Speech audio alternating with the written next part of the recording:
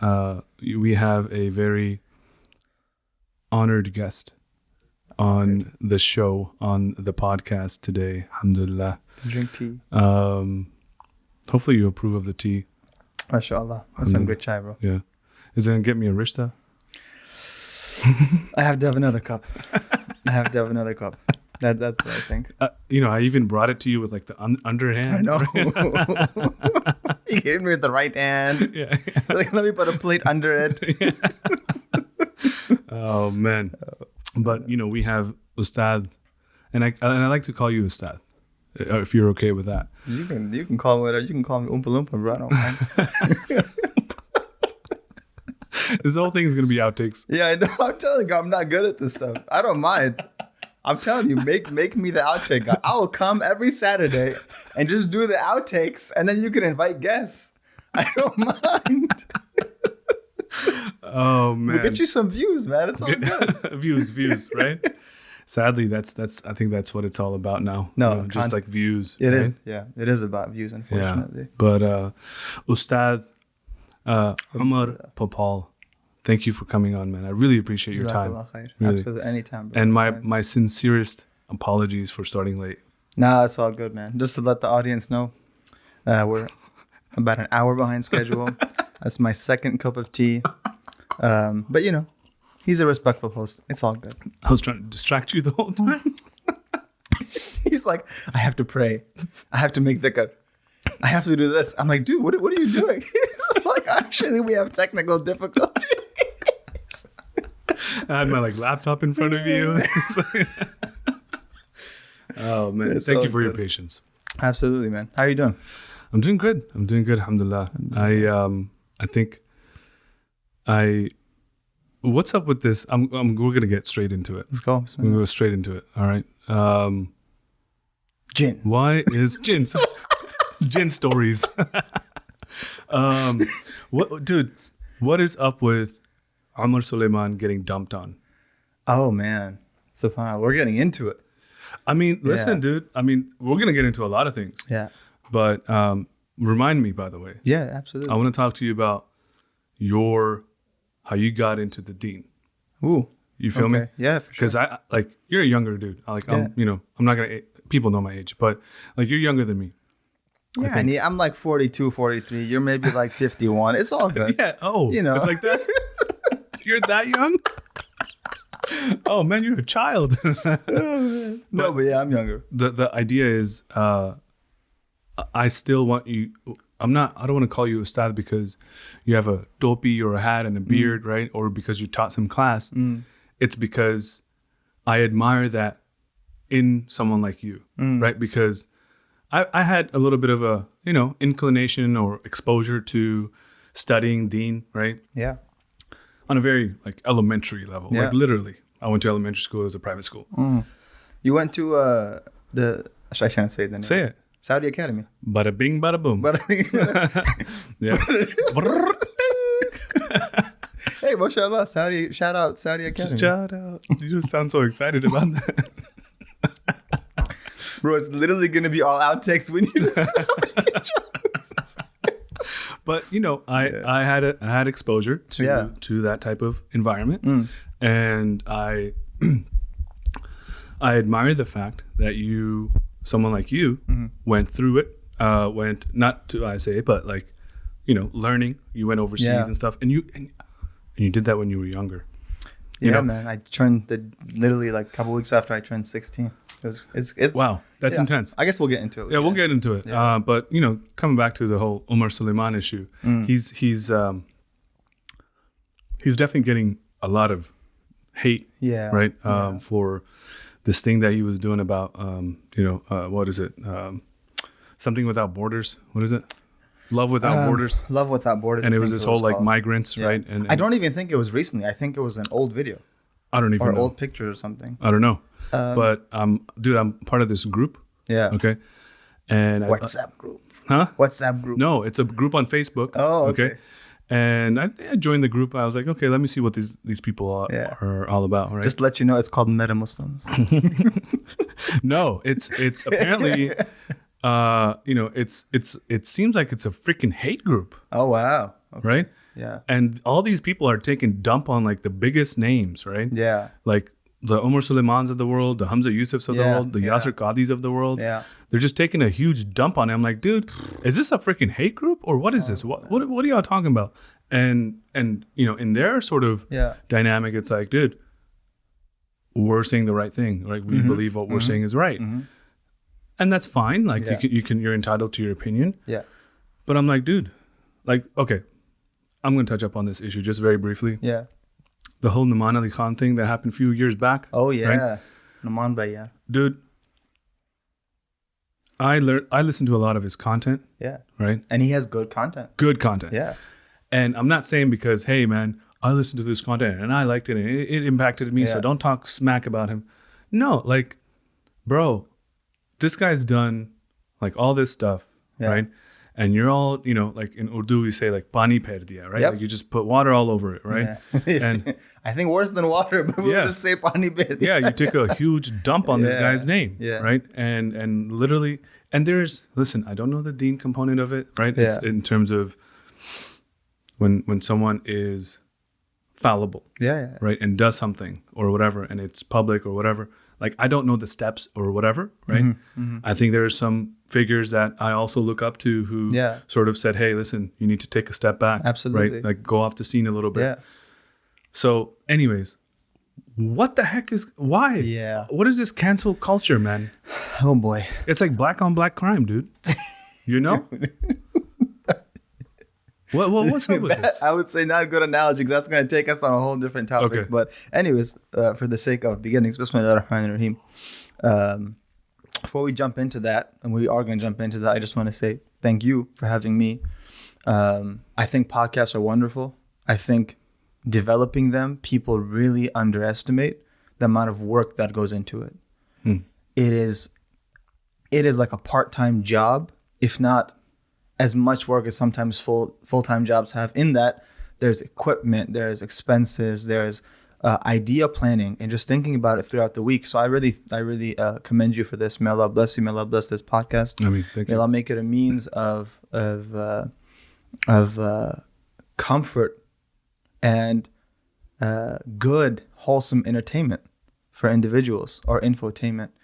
And the one thing I like about podcasts, right, just speaking personally, it gives me suhbah when I'm alone in the car. What's suhbah? And what is suhbah? It's good, right? It gives me companionship, right? I could be listening to some Bollywood song that's stuck in my head, right? And I'm like looking at my phone, like, don't put it on, astaghfirullah, right? So what I do, I go listen to a podcast and I learn, I laugh, right? And I feel like I'm with good people. Yeah. But then I got to get out of the car and it's all good. So I spent that traveling time in something that's beneficial and not just something that numbs my mind for a couple of minutes. I feel you. Right. Okay. So I really respect this. I respect you. May Allah bless everyone who's trying to do this. I mean, thank you. So anyways, okay. Omar Suleiman and all that stuff. So I just want to say first, I don't have any relationship to the individuals we're about to talk about. I'm a low-key boy from, Fairfax, Virginia, Chantilly, born and raised. But I have immense respect. 703. 703. Whoop, whoop. 703. What's the... I don't know. Yeah. But I have immense respect for scholars, scholarship.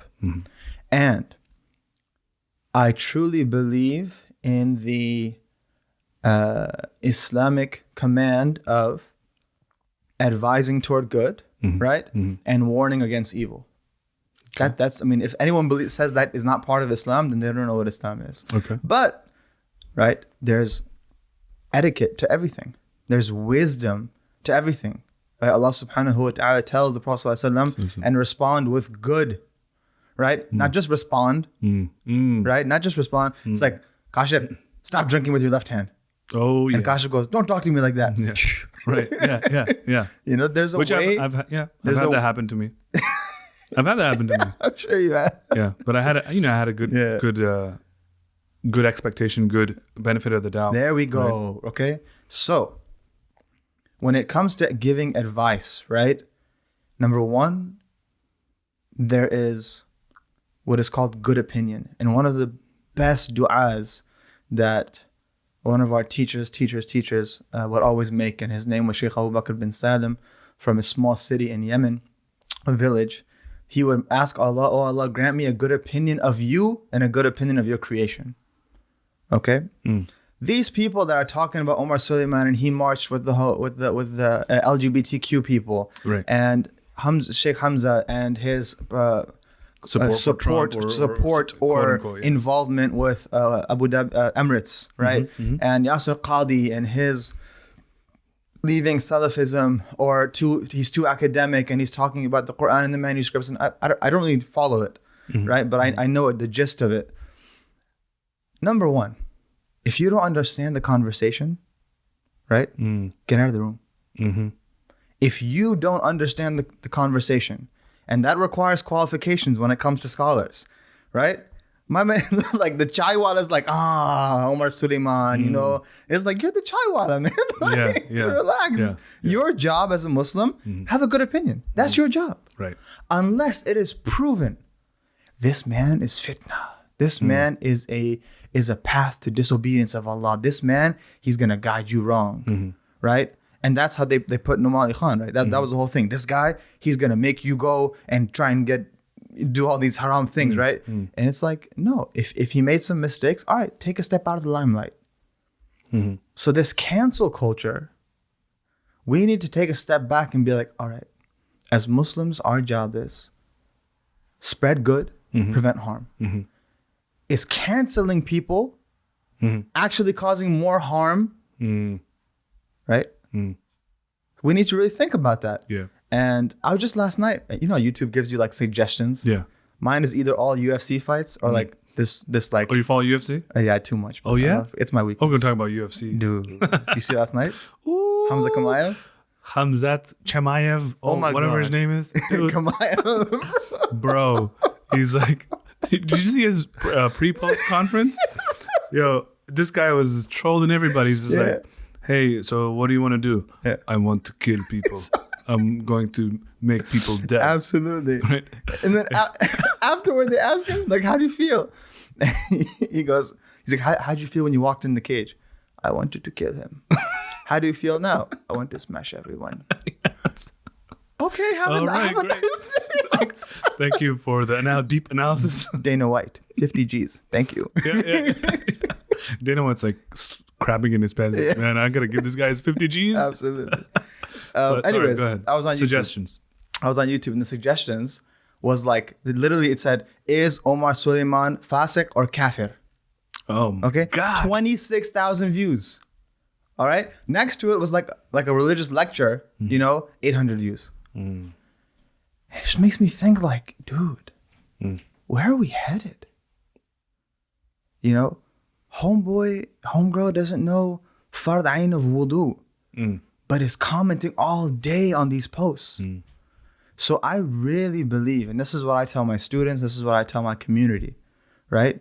Dude, step back from all this. It is distraction above distraction. And I know anyone listening to this, there'll be a lot of people that are saying, no, but you know, this, you guys, you're like the Sufis, you know, you're all peacemakers. You don't want to actually stand up for the deen. And it's like, I'm standing up for the deen. Or what's even worse is like, hey, you guys are grave worshippers. I'm like, dude. Yeah, I'm not even going to get into that. Yeah. I wish I was a Sufi. Ya Allah, make me a Sufi. Yeah. I said it on camera. Yeah. I forgot what I was going to say. They're just dumping on Sufis. Like No. My point is, there we go. My standing up for the deen is actually stepping back, because I don't know Omar Suleiman's actions. Yeah, he was standing next to some LGBTQ people. Is that haram? Tell me right now. Is it haram to stand next to someone who's a lesbian or a gay person? Is it haram to stand next to them? No. Okay, tamam. Next, is it haram to support them? That's an issue where the scholars discuss that. I don't even know the answer. Definitely the masses of people don't know the answers. Okay? It's like when someone asks you, I'm going to ask you right now, Kashif. Yep. You make wudu, right? Yes. How much of your forehead do you wipe? All of it. I mean. But don't you know one hair is enough? Astaghfirullah. Oh, wow. But my way is right. Dude, Abu Hanifa says 1/4, rahimahullah, right? Malik has an opinion I'm forgetting right now. I think believe the full head. Shafi'i says even one hair is fard, right? I don't know what Sayyidina Imam Ahmad says. My point is, when it comes to truth, sometimes there can be multiple truths. Right? Not everything is black and white. Not everything. There are things that are black and white. You know, big scholar comes up and he says, yeah, there is another prophet after Sayyidina Muhammad sallallahu alaihi wasallam. We say, listen, you got to step back. That is a statement of kufr. No one would ever dare, right, to make a statement of kufr on a person. We don't do that. There's no such thing as saying you are kafir. A'udhu billah. You say your statement is kufr. It's blasphemy. But in that case, what will we do? We say, listen, we advise you. We talk to you with niceness. We talk to you in person.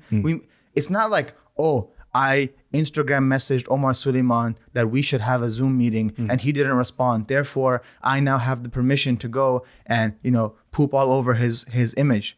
I'm sorry. That's the most you tried? Instagram message? That's the most you tried? If we're sincere, then our work has to show for it. So my advice, again, just to simply with this topic, stay away, dude. There are people that are handling it. If you see there are not people, go to someone who you know can handle it better than you. Okay, so entrust the process that there are people handling it. I think look on social media. I think there's a lot of people involved. You know, I only ask that is because part of me wants to actually, and I'll say this: whether he did things that, you know, like the pouring of the water and the libations or whatever, right? Oh yeah, with the Omar Suleiman thing. Yeah, the Omar Suleiman thing, and, you know, being next to this person or that person. Yeah, dude, is it gonna affect my life? No. Exactly. You know, like, honestly, no.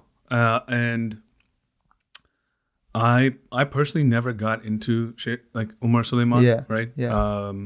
For whatever reason, you know, like maybe I was just doing some other things in my life. But anytime I have come across his content or whatever, right? Yeah. It seemed to be of beneficial stuff. Absolutely. Right? Absolutely. But part of me, I have to stop myself. Yeah. Part of me still wants to know, like, no. But is it right or wrong? What did he do? Right? Like, tell me. Like, I just want to know. Right? Yeah.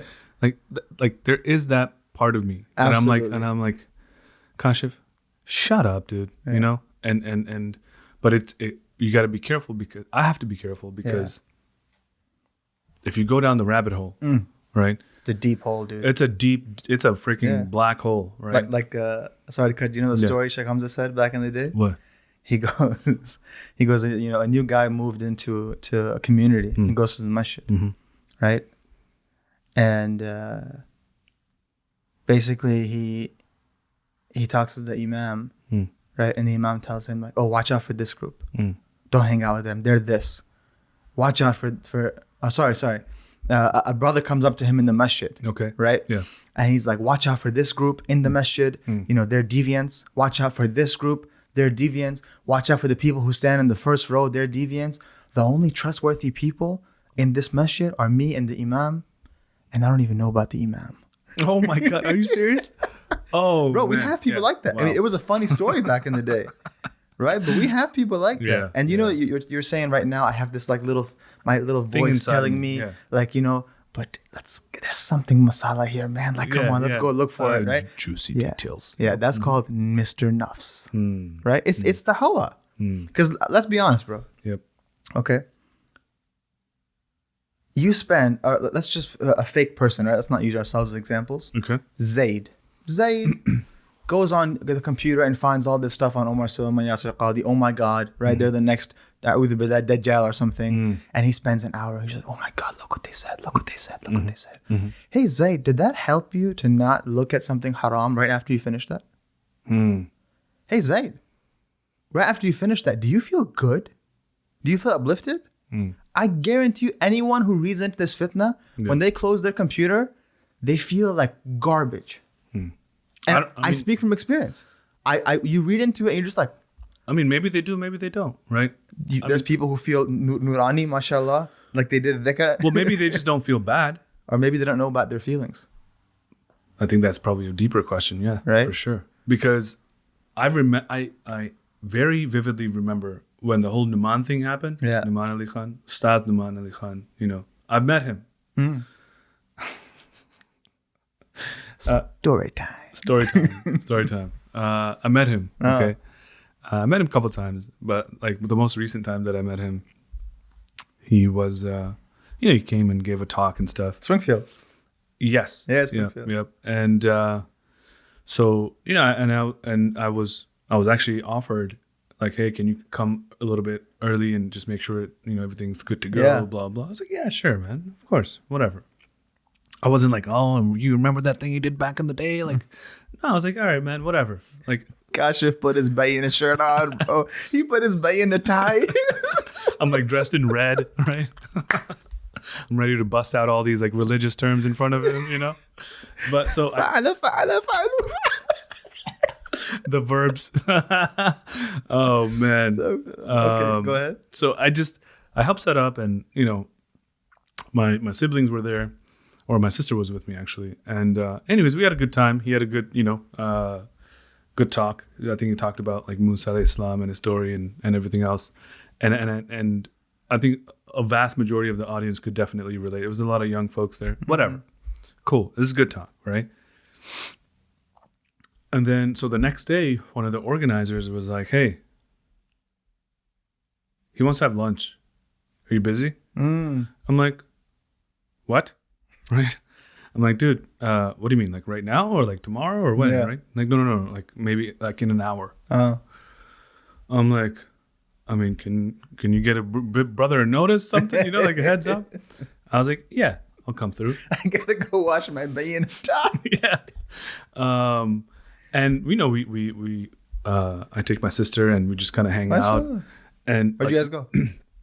We went to this place in Springfield. It was like a halal pizza joint. Oh yeah. And it was actually pretty good, and just casual, not like very informal. Yeah. Right? It wasn't like very like celebrity or anything. I mean, dude, I was sitting next to the dude. Right? I was legit sitting next to him. All right, shoulder to shoulder. Yeah. and had a good time. And so he, I wanted to tell him something. Yeah. Like from me, from like Kashif Malik to that guy. Yeah. Right. And I frankly don't give a crap whether I was right or wrong. Yeah. Or whether maybe it was misplaced. So we kind of get done eating and we kind of like step aside. And I was like, I need to tell you something, right? And it was just that environment. And there wasn't many people there. Yeah. It was like maybe tops like 12, 15 people. Oh, wow. But so very kind of intimate, right? But still, like I couldn't kind of pull him aside, right? So I was just like, it didn't die, right? No. Okay. I was just like, hey, I just kind of took one step aside, right? Away from like the table. And I was just like, I was just very raw with him. Like sometimes I have a tendency to kind of have a potty mouth. Yeah. Right? So I was just like, hey, keep doing your shit. Like we need, like, keep doing your stuff, man. Yeah. I know there's a lot of people taking a dump on you or did before. Yeah. Whatever. Like the world needs people like you. Right. And that was it. Right. And he was just like, wow. Right. He's like, thank you. Yeah. And we had a little, conversation, and he's very down to earth. Right. He's not like, in alhamdulillah, like, he's not very, he's approachable. Yeah. Right. Not to say that people who have like, there are some people who aren't approachable, and that's a problem. So it's very approachable. Right. And then I'm going to put myself on blast. So later on, he gets my phone number from one of the organizers. I get a like text message, right? It's like, hey, this is Numan Bey. This is Numan. You trying to ball or what? Right? I'm like, what? Like basketball? Right? Yeah. He's like, yeah, come to this gym, right? I was like, all right, straight, right? And dude, I was a little rusty, right? Kashif hasn't played basketball in 15 years. I mean, dude, I can hold my own, right? Okay. And but I was a little rusty. So in my mind, I'm like taking it easy on him, right? We're on the court, right? Playing 1-on-1. And one of my buddies, Azim, was there. Oh, right? okay. He's like watching this whole like debacle, right? From the sideline. And dude, homeboy is draining buckets on me, right? Really? Dude, I lost like 11-2. He schooled the crap out of me. Wow. Right? Yeah. So he can definitely ball. But that was an interesting story that I had with him. But coming back to, you know, what you were saying about this whole thing about this culture, this cancel culture, right? Yeah. Like, if we just step aside, it doesn't make any difference to us, right? But like, what's the right approach, right? What's the right approach? Like, is it just not give a crap, right? Like, focus on yourself, or hey, like, this is public, so, because a lot of people, when the whole Naman thing happened, I remember very vividly, and that's the point that I was going to say. Yeah. They were like, "Oh, see, these are your Muslim teachers. Like that's what they do. These are your ulama. You're learning from this person, you know." And so, and I didn't. Again, I'm not focusing on the actual thing that happened with that led to him being dumped on. Yeah. Right. I'm just talking about the fact that, like, what business do we have in someone's personal life? Yeah. So, disclaimer, I don't think Kashif or I are defending anyone or promoting anyone. Yeah. We're talking about cancel culture. And when the question arises now, okay, you know, what is our responsibility as Muslims, general Muslims, okay, when these things arise and occur? I think I would say there are various degrees. There are various, you know, degrees. I wouldn't call them stages, levels.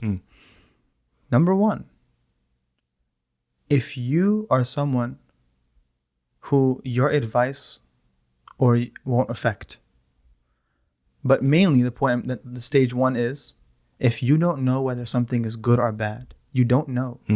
Your job is stay back until informed. Is stay back until you know with certainty, not doubt, not bandwagon, not blind following, with certainty that something is good or bad. That's degree number one. And I would say the majority of Muslims fall into that. Okay? Number two, if you're someone who knows, like, all right, dude, this scholar, he actually did this thing. There's proof, right? He hurt and harmed people. Right. I, need to say something. You are right, sir. You should say something. You are right, ma'am. You should say something. If you say it without etiquette, it's like inviting someone to your house, making a delicious meal, right, and purposely putting too much salt. Are they going to say, yeah, mashallah, I went to Kashif's house and he made me, butter chicken? No, they're going to say, dude, Kashif fed me garbage. Even though Kashif was trying to show respect. Right. Right? Yeah. So you have to say it in a way that has etiquette. That's our deen. That is our deen. There's no budging on that. Respond with goodness. Yeah, there are minor situations. If a brother is abusing his wife physically, all right, a couple of brothers maybe need to go knock on that guy's house and talk with him, right? That's the etiquette for that situation, though. I see. This going online, making fake Twitter accounts or even real Twitter accounts, right? And just trash talking. And you never heard Omar Suleiman speak. You never met him. You saw a picture. And now you are the go-to for trash talking this man? I'm sorry. That's what you want to do with your time? Right. You go, Yawm al-Qiyamah, Ya Allah. Ya Allah, I made sure I trash mouth Omar Suleiman so he won't spread his fitna. Allah's going to say, cool, what else did you do? But that's what I did. Oh, so you didn't wake up for Fajr. But because I spent until 2 a.m. thinking of the most, greatest joke and meme about him. Or the most lit way to come back at him. Right? Yeah. Or woke way. Woke way, yeah. So you didn't pray Fajr? Did you? I'm sorry. We have important things to do. So the second degree is say something with etiquette. However, if your nafs is involved and you know this is not coming from a place of sincerity. This is coming from my nafs. I want to get back at this person. This person didn't give me a job. This person didn't smile at me when they came to Virginia. Right? Then you're not allowed to. Sorry, buddy. You're not allowed to. And then the third degree is for that person who's doing it sincerely, who has no nafs in the game, has no desire, is the word for nafs, desire in the game, doing it just for the benefit of the Muslims, to protect them from harm, right? That's good. So for example, you can obviously try and contact that person. If that didn't work, fine. Put a Facebook post, say, listen, Sheikh so-and-so said this, I believe, or did this, I believe this is wrong. Maybe majority of Muslims believe this is wrong. Even though we respect the Sheikh's actions, we will continue to listen to the Sheikh's past lectures. However, this particular action was wrong. Thank you very much. Have a nice day. That's how we should go about it. Yeah. See, one of the signs of the end of times, and this is a product of Western culture as well, right? It's either right or left. Yeah. The black and white. Who gives that dichotomy? Is that a prophetic dichotomy?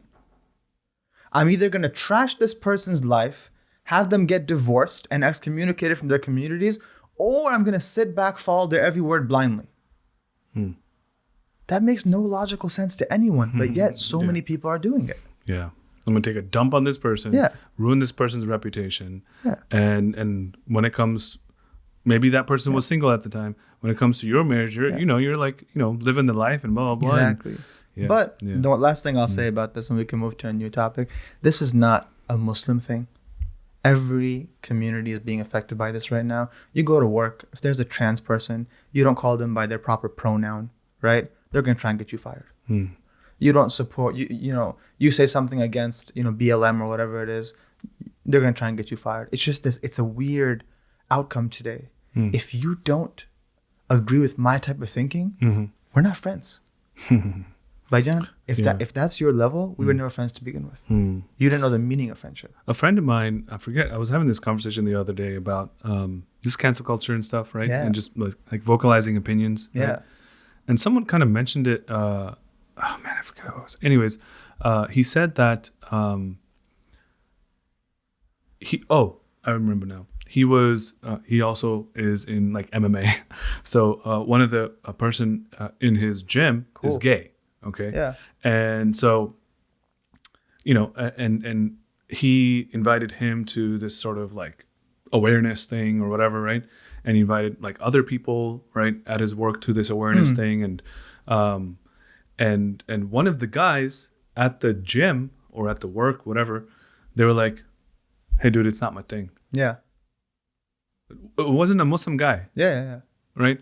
Like, he was just like, hey, yes, man, thanks, but, it's not my thing. Right? Meaning that, like, he didn't need to go into be like, I don't believe in this cause. Yeah. I don't think this is right.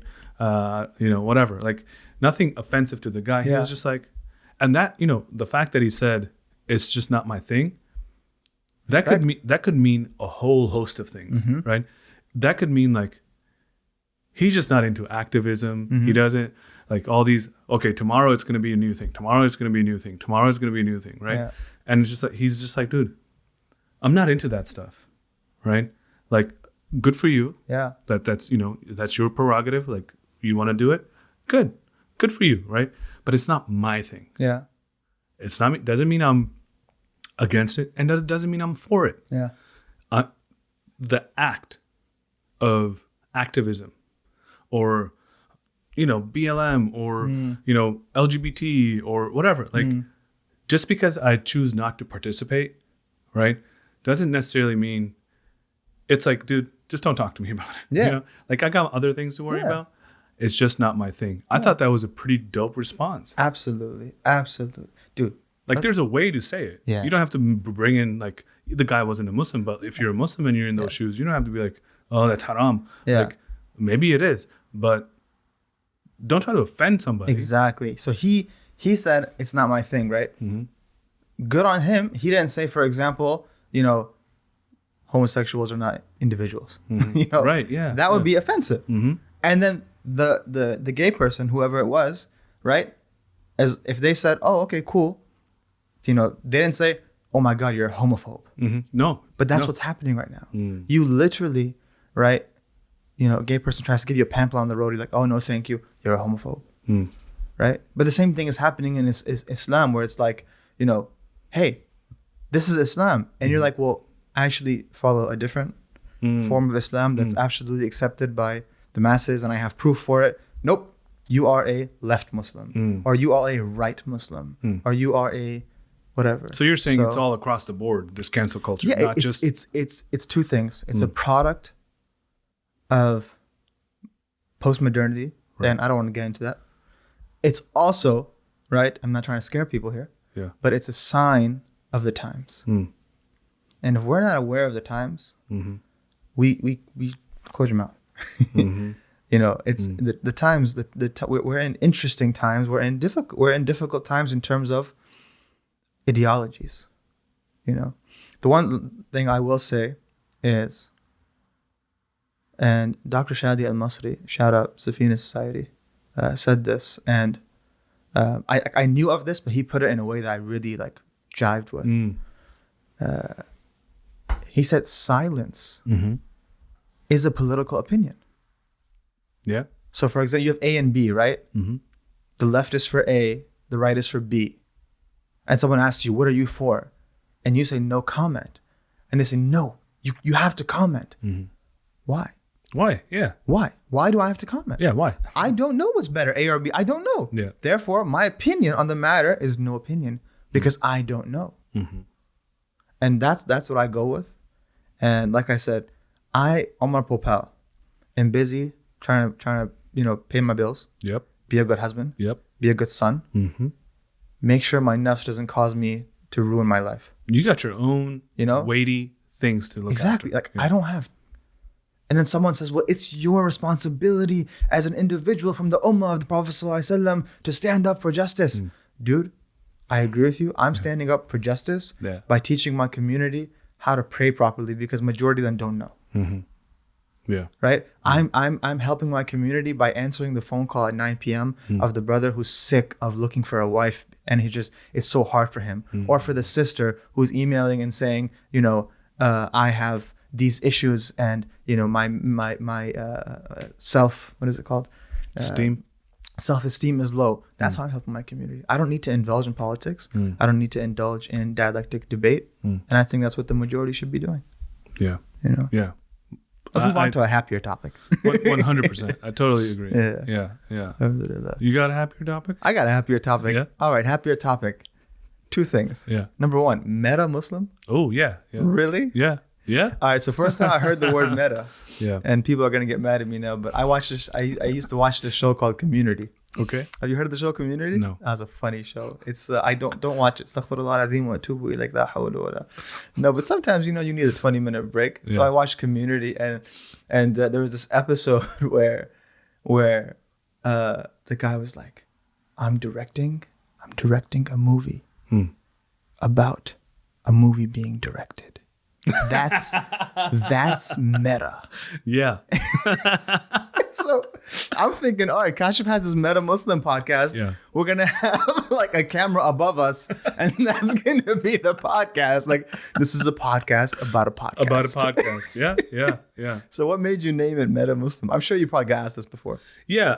Meta Muslim you're right. It is meta. Yeah. Right? It's not some people are aware of the self. Right. But some people think meta in terms of they separate the MET and the A. So met a Muslim. Right? I'm like, that's cool. That, double meaning, great, Too many jokes. I can't say on the podcast. I'm like, oh, I should create a website it's I met a Muslim. .com. They think it's a Muslim marriage service. Yeah. They click the website. It's just Kashif's face. It's hey, I'm available. So the meta is, you're right. It's talking about the subject matter outside of the subject matter, right? Exactly. So what the heck does that mean? Meta Muslim, right? Yeah. There's people from all different walks of life, right? And it's not always black and white, right? You are of an Afghan background, right? Alhamdulillah. Chutur asti, خوب هستیم تشکر سرک تایمانی کجاست Up Urdu baat kar rahe hain. Oh, okay. It's not working out. Oh, all right. Oh man, respect. I don't know what that last sentence was. What? Seriously? What did you say? I said Sarake Taimoni. Sarak Taimoni? Yeah, it's in Kabul. You don't know about the street? I know Taimoni Sarak Street. Taimoni. I never heard of Taimoni. Oh man, you don't even know. I know this stuff. You been in Kabul? Nope. No, I was listening to this Pimsleur learning. Yeah. And they were just like, just hey, repeat after us. Right? Yeah. And then after like mentioning this to my friends, they're like, yeah, like it's an actual street in Kabul. It's like a main street where everything's happening. I'm like, oh, really? Cool. Interesting. But like coming back to the whole meta Muslim thing, we come from all walks of life. Yeah. All different backgrounds, right? There's Muslims of every color, flavor, right? Like whatever, right? And so I wanted to talk about Muslim experiences and what it is to be a Muslim, right? Not just individually, right?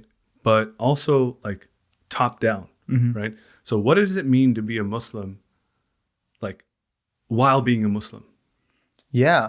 You feel me? Like a first person experience. Yeah, exactly. But also a third meta. I don't know. Right? Yeah, like so looking at it, and it's not, again, it's not black and white, right?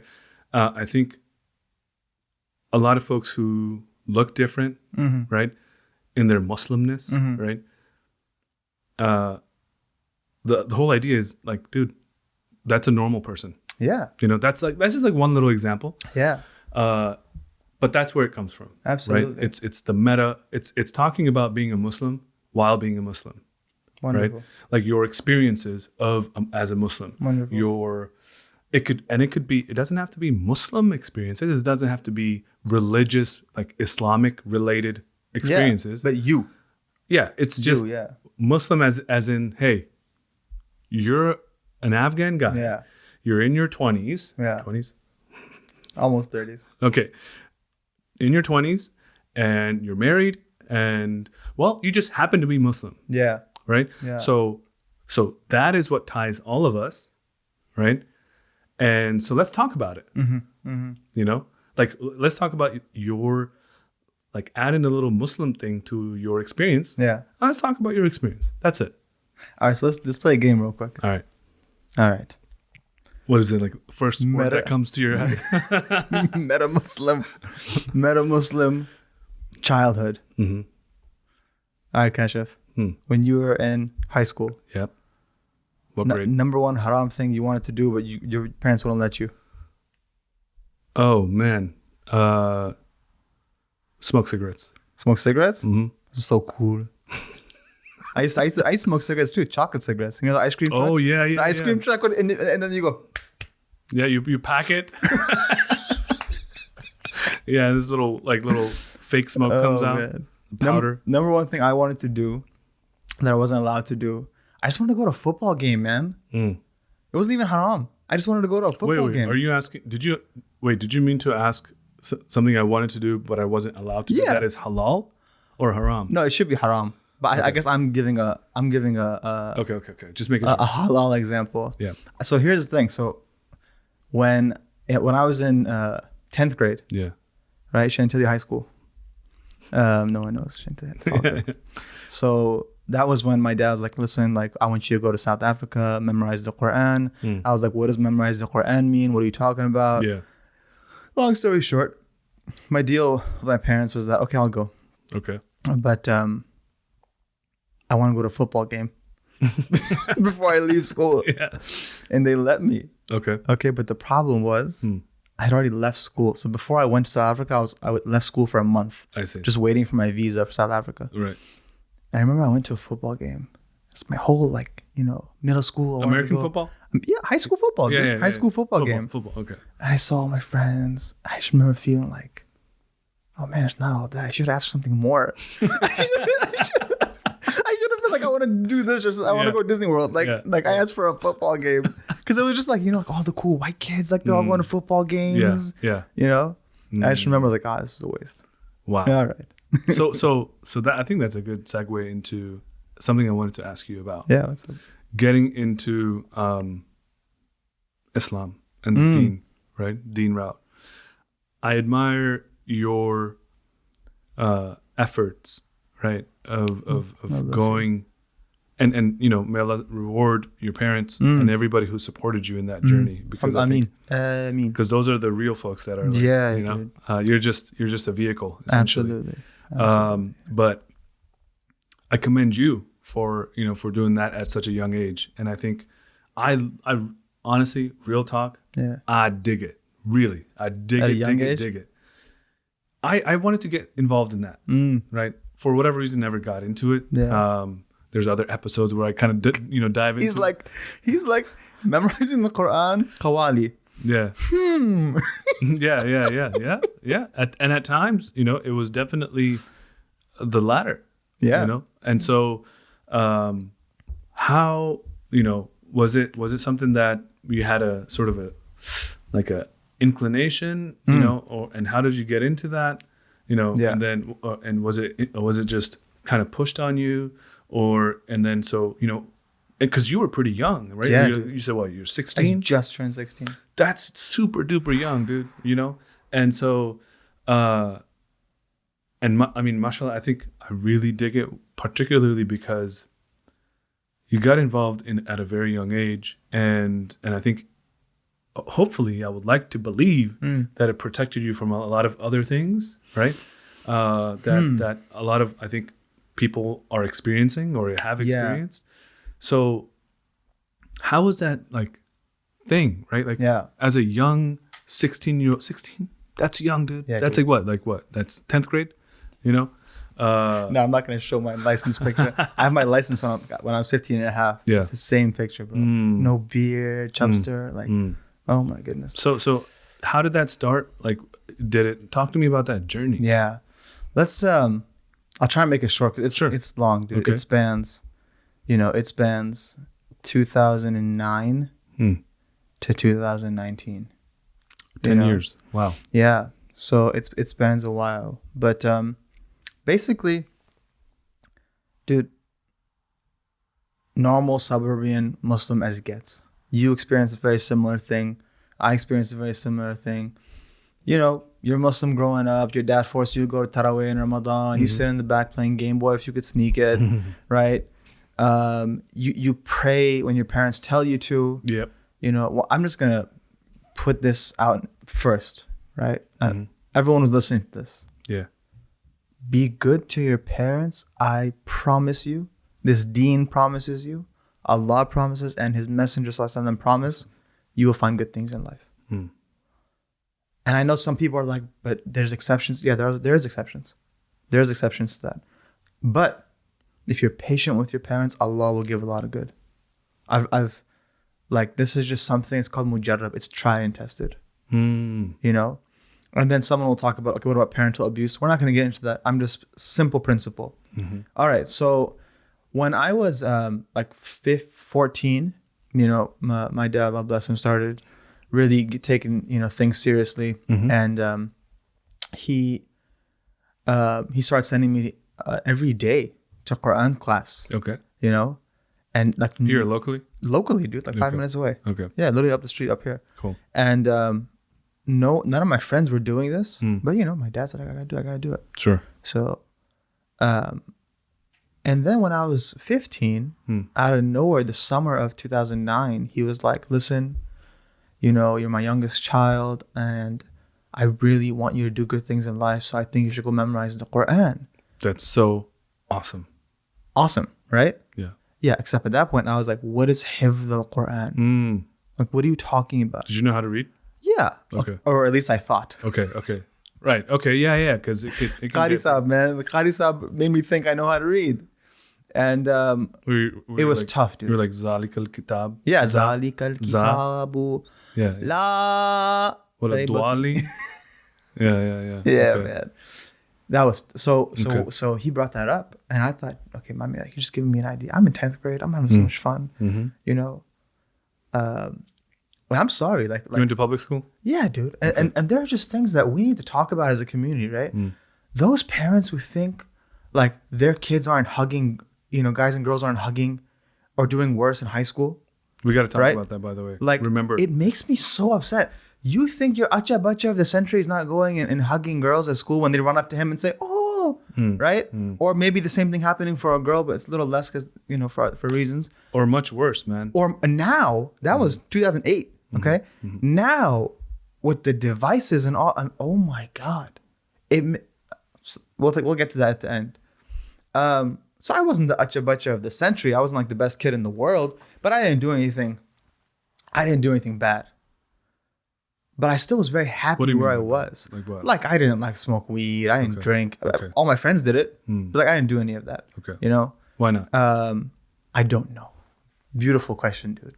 Really? Looking back, it's like, why didn't I? And I know why. Because you just and said I know like why. 10th graders are having fun, like like I'm a kid, like. Yeah. But so why didn't? I know why. I know. I just say I don't know. I think I know why. Okay. 2 things. Cool. As an Afghan, and inshallah all cultures have this, I just felt like I'm not going to ruin my family's image. It was passive. I never like said that to myself. Right. It was just something I was raised with. You kind of felt inside, like deep down, you're like, I'm not going to do that. And also, there was a sense of just Muslim piety. Growing up, me and my cousins were always just like, girls, haram. Alcohol, haram. Weed, haram. Everything else, up for grabs. Yep. And that stuck with me. That doesn't exist with our youth now, dude. That's very weak now. It's rare to find a Muslim brother, Muslim sister who's like, these are what's off the table. Now it's like, well, what is the table? Wow. Yeah. Isn't it? Yeah. There's nothing. So there is no table. yes, I don't. Looking back, I'm like, don't get me wrong. When I finally was going to South Africa, like there was things I wanted to do. I realized my life was taking a turn, but Allah protected me. There's alhamdulillah. Yeah. Wow. But that's why I like talking to high schoolers and college students. Yeah. Because I know what they're going through. I hate that we like keep it in the hush hush. Like no one talks about how so many Muslims are smoking weed all the time. All the time. No one talks about porn. Oh my goodness. Right? No one talks about porn. And like, I don't know what the latest Pew polls are. What right? is that? Like latest professional polls. Okay. But like I would be shocked. Consumption? Yeah, I would be shocked if by the age you're 6, you haven't seen a picture of a naked person. In the West, at least. Even in the East now, with Wi-Fi and everything. Yeah. So there are things we need to speak about. Anyways, getting to the point here, I agreed with my parents because my dad was, really serious. You could use the word forced. And I don't mind using that word because it led me to something really good. So encouraged. Yeah, he really he was just like, come on. I feel like forced has this connotation that it was against your will. It wasn't. No, I said yes. Okay. Yeah, I said yes. So I get out of 10th grade. I'm at home for a month. I'm just watching Lost, and I'm not watching myself. I was watching the show Lost. Many people don't know the show Lost anymore. The island show. I'm watching myself in the mirror, Lost. Yeah. And it's like an old show. I just watching Dude, it. apparently, I never got into it, but apparently it's like. Oh yeah, last season was horrible, but I was watching the show. I remember it left people like out there, like they didn't know the conclusion. Is that what it was? I'm not gonna ruin Lost in the podcast, bro. Okay. Come on. But it's like 10 years old. It's more than 10 years old. Spoiler alert. Lost. But I remember it, right? So you're watching Lost. I'm like, okay, you're December 5th, you're gonna go to South Africa. So you just need to enjoy your life. I remember, bro, I was 16. Yeah. I would buy the 6-pack of ice vanilla soda. What's it called? Cream soda. Cream soda. Yep. Okay. IBC. Ruffles sour cream and cheddar. All right. Lost. Yep. And I would just my whole day. And my mom didn't even tell me anything because she's like, this guy's going overseas. Let him go. So I go overseas and I'm at this madrasa in Durban, South Africa. I'm not in some fancy town. I'm in the mountains, right? With sheep. Very nice school. I don't say the name just for the sake of it, but anyways, while I'm there, I'm going through difficulties, bro. I would have nights where I would dream the whole night I'm going through a whole day of high school, and I'm with my friends, right? And I'm getting attention, and I wake up and it's like Fajr. It's freezing. I have to go make wudu with cold water. And it was tough. But here's what happened. Allah introduced me in those 10 months I was there by means of a few individuals what Islam really has to offer. Because up until that point, I thought Islam just means praying in Quran. And if you're special, you get to memorize Just it. like rituals. Yeah, rituals. Rituals, right. Okay, but for some reason, I was attracted to the library and I started reading. Okay. Right? Like I used to read a lot in middle school. Yeah. Harry Potter and all that kind of stuff. So I started reading and I came across this book called The Path to Perfection. You can buy it on Amazon. And it was all about this thing called desires and the appetite for looking at that which you shouldn't look at, the appetite for eating, the appetite for sleeping too much, the appetite for wanting to be famous, and that human beings have all these inside of them. And I was like, whoa. Right? Going into more details about like shaitan or like thoughts you might have, going into details about the nafs and the desires. And I never heard of any of this before. I'm like, so then... How old were you when you were reading this? I was 16, dude. Oh my God. I was 16. Did you make any sense of it? Two things helped me. Okay. My cousin was much older than me and he was with me. Okay. And he knew about this. So he would direct me. Allah reward him for that. And then I just had this thing. I wouldn't hang out with students. I'd hang out with teachers. Okay. I'm like I'm not an awkward person. I'm kind of social. So I'd go sit with teachers and I'd ask them all these questions. Right? And they would answer them for me. And so that's when I realized, okay, there's Islam. And that's the rituals. Then there's also Iman. And that is like the belief system that we have that's so rational. But that I learned later. But then there's something called Ihsan, which is the part of the faith that pulls you to what is higher. The part of the faith that gives you purpose. What Purpose in changed life? my life is that I found purpose. What was that purpose for you? That purpose was I, as a human being, exist here to better myself, get to know my Lord, and serve others. Bada bing, bada boom. Bada bing, and it just made sense. Like it was no more confusion of like, okay, I'm one thing in high school, then I'm one thing at home, then I'm one thing by myself, right?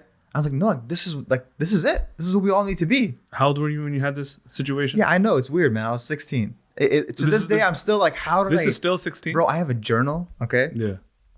I wrote like 5 times when I was in South Africa. Yeah. Bro, and I don't know what... I'm reading the journal like last year. I found it in like my books. And it said, Dear Omar, Oh. I hope you read this in the future. Right now, shaitan is really testing you. You are thinking about things you shouldn't think of. So I'm just writing this to you to remind you that you've gone through hard times. And I was like, what the heck? Like, it was really goodness. like to go into the depths of what was going on to me in those 10 months would take a much longer podcast. Oh my goodness. But That anyways, is intense. yeah, I can only imagine. Let me tell you a story. Yeah. I was a big music person, dude. Okay. To this day, like if I'm on a drive, I'll let myself listen to some music. No haram stuff. True. No cursing. Right. True. Like bad cursing and stuff. But like, decent music, I'll let myself listen to it. We were talking about like Big Willie style. Big Willie back in the day, bro. This guy's like Big Willie. I mean, I want to know what type, like. No, so when I was in high school, I was into everything. Okay. Now I'm a little more selective. Oh, okay. Cool. Right? Like I'll find like a clean. Sure. I'm not gonna go into that right now. All right. But when I was in high school, right, like everything from like Eminem, Linkin Park, Taylor Swift, like everything. I just liked music. Anything. Yeah. Dude. Pop culture. What happens when I go to South Africa? I don't see a woman until 7 months into it. Yeah, right. It's all men in the school. Yeah. And I haven't heard music. 7 months into it, there's a break. Students decide to go to the mall to buy stuff. Okay. I'm like, cool, down, let's go. Yeah. In South Africa, they have these things called mini buses. Okay. Have you heard of this? No. Dude, it's mini buses, like 30 people in a Honda in a Honda Odyssey. Okay. Pakistan has I'm this. serious. Yeah. Okay. So you're just like this. Yep. And all of a sudden, he puts on the radio and it's like this. I think it was like a Snoop Dogg song. bro, something happened to me. There was like, all of a sudden I was like, haram, but I like it. But haram, what's happening? Oh, I was like, something's wrong. Then we get off and I go in the mall and I start seeing like girls and like, you know, wearing certain type of clothing. I haven't seen that since high school. It's been 7 months. I'm like, oh my God. And like, I start to lose it. Cause I'm like, I don't know. And that was my first experience to finding balance. Right? Like, okay, yeah, we're Muslim, but we live here. Yeah. We have to figure it out. We can't just, what happened to me was I fasted off all that stuff for 7 months, was exposed to it. Dude, my cousin had to take me in the corner. Yeah, like a withdrawal? He had to take me to the corner and be like, dude, relax. Everything's fine. What's wrong? I was like, I don't know. Well, you had like a panic attack? I had a panic attack, dude. I had a panic attack. So, anyways. Wow. Bro, that is, again. Long story, dude. MashaAllah, really. May Allah bless you and reward you and all the people that were involved, including your cousin. That is some serious stuff. I remember, like, when I was 15, 16, I used to drop some poetry too, right? I have like... yeah. I have like 4 books, right? No way. I've written. Yeah. And that was along with basketball, that was my sort of like escape, right? I wish I was like that. From all this stuff that I kind of experienced. But the fact that you experienced that, I don't want to say wisdom, but like that thought, right? Of, okay, you're writing this in your journal, right? Like it's like a message to your future self, or younger self, like in the future, right? Yeah. It's like, hey, like, you know, go back and read this, and you're reading it, and you're like, oh, yep. And then also the fact that abstaining away from certain things, right? That you're like, you know what? Like, this is real. Yeah. You know, this is real. Like, I have to stay away from this. Like, that is a huge blessing. Yeah. Right? Yeah. But I don't think a lot of people... Let me how does someone overcome those? Let me jump. No, we're not going to get into that. Right okay. All right. Cool. I still haven't overcome myself, dude. Inshallah, we all do at one point. Sure. But just thinking right now, what led me to be able to have actual thoughts for my own was that I was plugged out of this machine that we're all in. Wake up, 7 a.m., go to school, come back, some kind of sport, lunch, dinner, homework, watch TV, sleep, wake up, repeat. Done. Right? And I'm sorry, like 16, I know it's young, but you're not considered a child. Yeah. Right? We baby our 16-year-olds. Like, true. Baby. Like, yeah. Like what? Yeah, I think we do. Yeah. Like if you read the stories of the companions, which I know they were up there, but like a lot of, anyways, you know, they were very mature. So I think what happened is that I'm all of a sudden plugged out. I don't need to show off. I don't need to text someone and be like, yeah, look at me, I'm in the movie theater. Right? I don't need to worry about what other people think of me. What other people think of me. And I'm in a good environment, meaning there's no, at the time, what I didn't care about haram, but realizing there's no haram, right? So that led to this like state of where I could start thinking for myself. I remember, dude, like nights I couldn't fall asleep, just sit there and think. But it's pure thoughts because I'm not on a schema that's meant to produce a certain type of person anymore.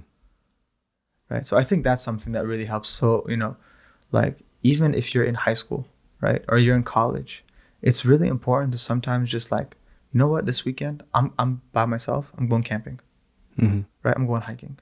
And I'm going to sit with myself, right? And really figure out who I am. And Islam really helps with that. Going off the grid, so to speak. Yeah, you know, but you can even do it in your own house.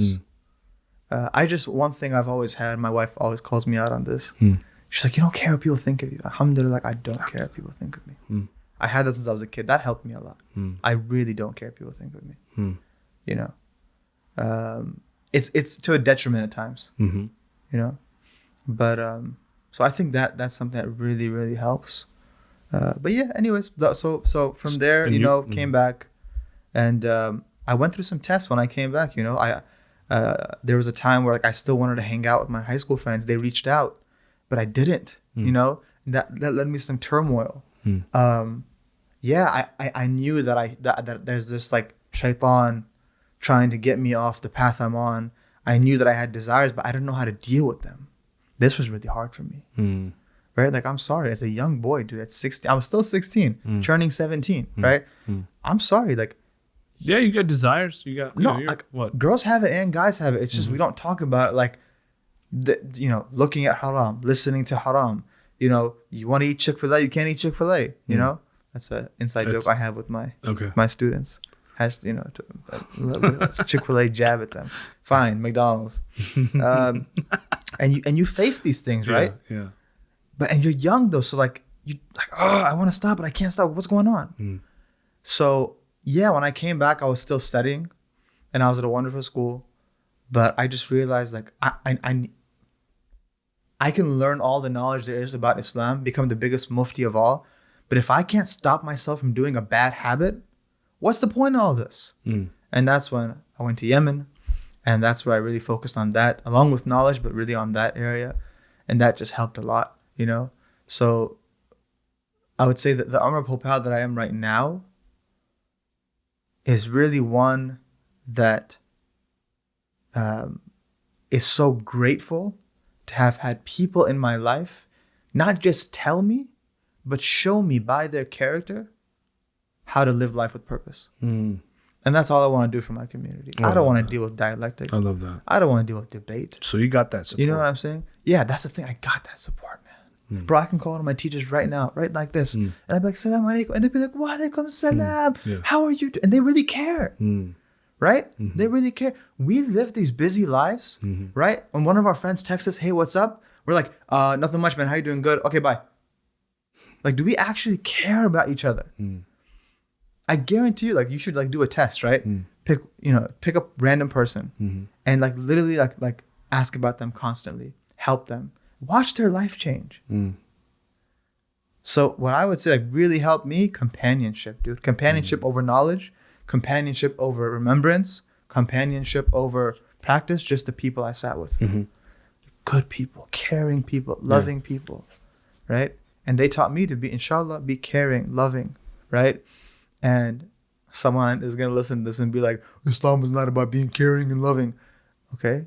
I'm not saying it's exclusive. Yeah. But I'm saying that along with the rituals, along with the dhikr, along with all those important acts of worship, right? To care is an act of worship. To love is an act of worship. To be merciful is an act of worship, right? And so, it's the best of both worlds, right? It's like ritual and like Islam, Iman, Ihsan, bro. There you go. It's so like that's my thing. Like I see some of these kids and not even kids, like people in college, right? They're like, I don't know who I am. You know, let me go sit with the LGBTQ folks. Let me go sit with the MSA folks. Let me go to this thing. I don't know who I am. I'm so confused. Bro, you haven't even started paying bills yet. You haven't even started like dealing with like serious stress. Yeah. You know, this is your chance to figure out who you are. Keep it simple. Keep it simple. Yeah, you know what? I think in terms of figuring out who you are, and like identity, I think that's a very common misconception of, even I think when it comes to matchmaking, or like finding the one, right? Like dating, right? Let me get to know this person. Let me date this person, and I'm guilty of it. Getting to know this person. Let me date this person for like a few years, right? Oh, it doesn't work out. Okay, we got engaged. It didn't work out. All right, like next person, right? Or even just simple identity, right? Like where you stand as a Muslim, right? Where you stand as in your political views, and just everything, and the kitchen sink. Okay. And I understand that there's something to be said about, okay, how are you going to know yourself when you don't go out there and experience and stuff like that? I understand that there's some sort of, I can understand why someone would feel like that. But dude, like, it's the same thing I talked to Azim about. I was like, we were just talking about like matchmaking apps, right? Like online dating. And it's just like, dude, you're not serious, you know? Yeah. Like, you're not serious. You can be serious, but you're playing games when or you got to be really careful when in that type of environment there's so many options. Yeah, dude. You know? Yeah. And I think there was even a study done at some point. And because some people like data, right? Like prove this to me, right? A lot of people are like okay, all right, I have to bring in science. What's like, your proof? You know, like bring in science. Yeah. And the fact that I mentioned studies validates what I'm saying. Yeah. So for you folks that want studies and like science backing, right, to what I'm saying, there was a study done at some point where, you know, they had a bunch of people and had options in front of them, right? And the people who had like 20 options in front of them, right, took longer to decide, right? And they were indecisive. They chose one, and then they, in the time frame that they had, right, there's just like back and forth, right? Whereas if you just had, and those people that had like 5 options, right, they're like, okay, in their mind they're like, okay, what do I really want?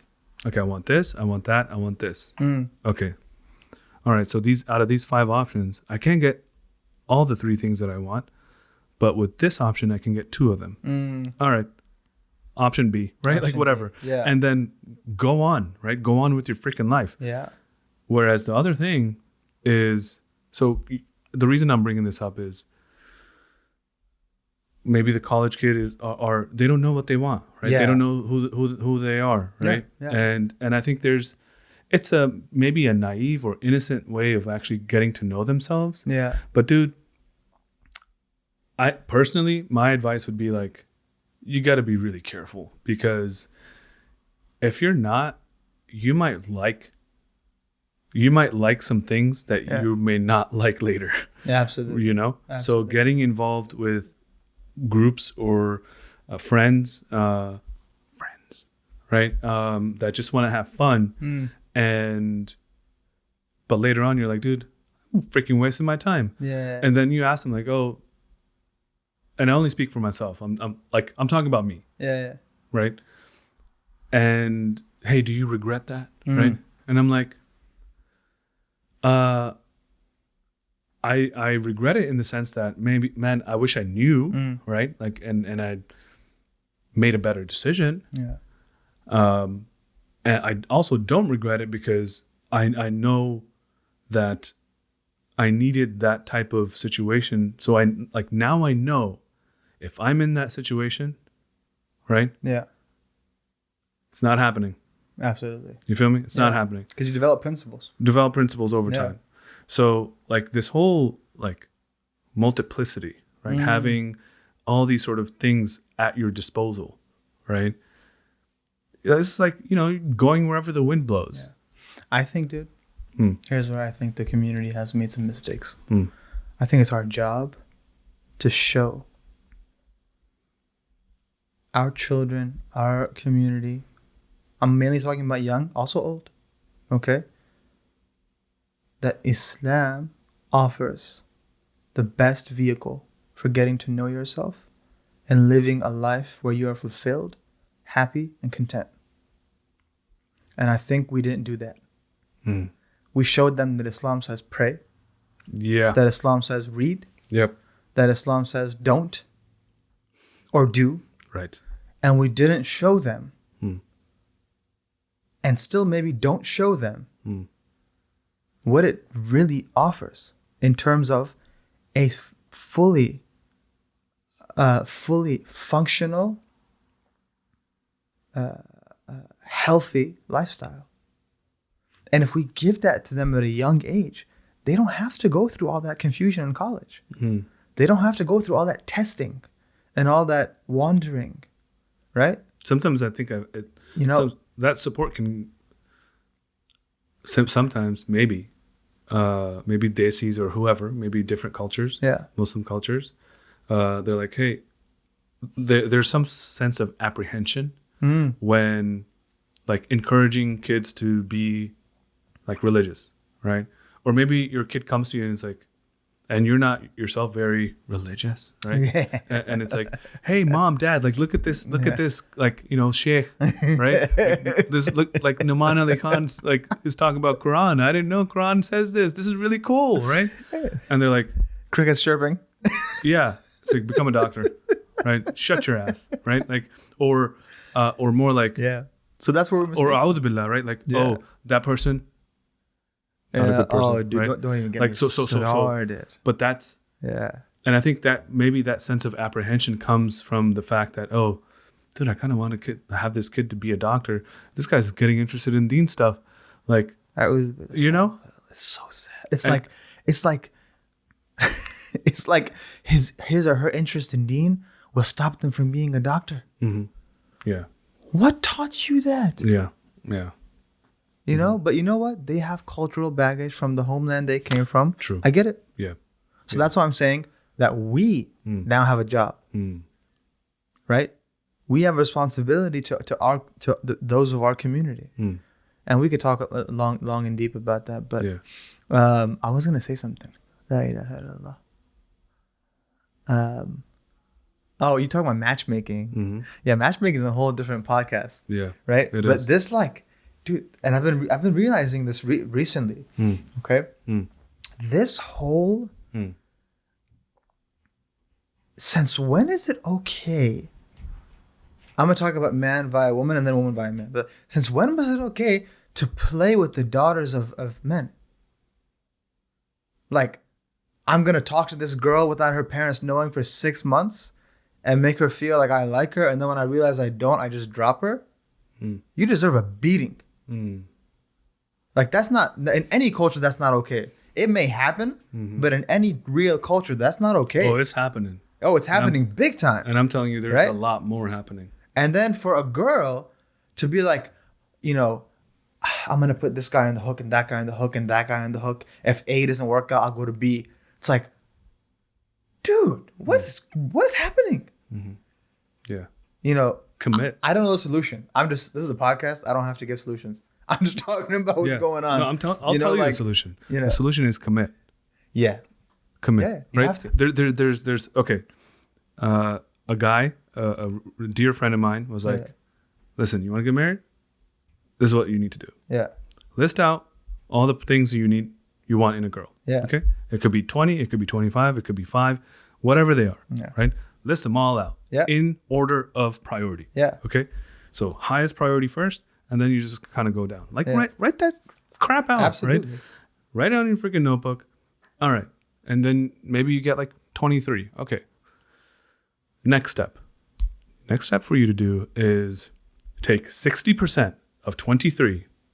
I can't do the math right now. Whatever. 60% of 23. Yeah.